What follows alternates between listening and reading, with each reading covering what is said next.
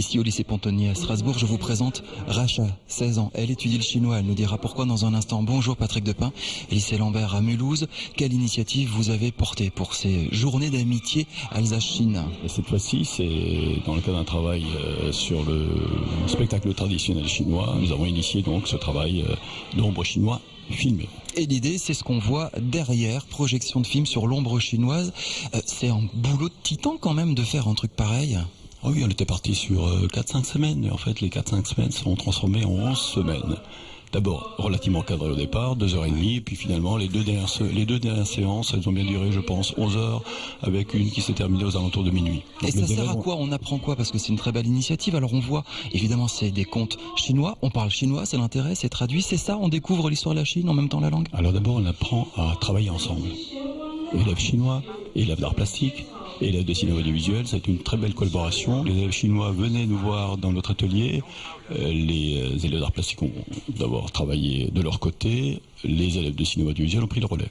Racha, comment tu l'as trouvé ce film? Je l'ai trouvé déjà premièrement très drôle. Et j'ai vraiment aimé le talent qu'ont eu les élèves à pouvoir pratiquer ça, surtout que c'est pas quelque chose que tout le monde sait faire. Donc en 11 semaines, franchement, je les félicite. Comment, à 16 ans, on se dit je vais apprendre le chinois, je vais m'imprégner de cette culture? Tout d'abord, le chinois, c'est pas une langue comme l'anglais ou l'espagnol. Je veux dire, ça a des caractères. Et je me suis lancé ce challenge, en gros, parce que c'est pas une langue super facile. Et je me suis dit, un jour, Racha, tu sauras parler chinois. C'est formidable d'entendre ça. Hein. Magnifique. On travaille avec des élèves absolument enthousiasmants et magnifiques. Mais c'est folklore aujourd'hui d'apprendre le chinois, c'est hype, c'est à la mode, ou derrière il y a une idée? Croyez-moi, il y a beaucoup de monde, beaucoup de Français en Chine, et je pense que ce n'est pas une lubie.